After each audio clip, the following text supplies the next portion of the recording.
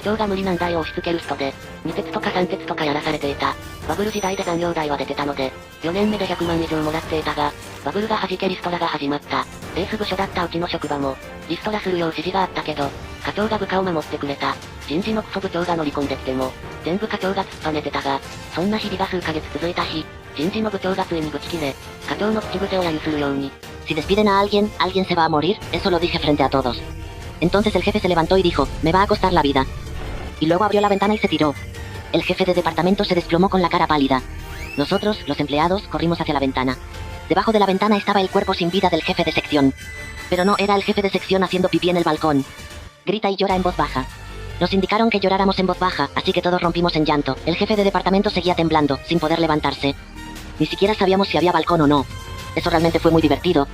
Al final, como 4 personas fueron despedidas, el jefe de sección también renunció por su cuenta, y yo también renuncié después de eso. El jefe de sección era bastante irracional, pero fue quien más se quedó trabajando varias noches seguidas y se esforzó, así que creo que, de alguna manera, todos pudimos seguir trabajando, aunque ahora es más tranquilo y está mejor, ¿sabes?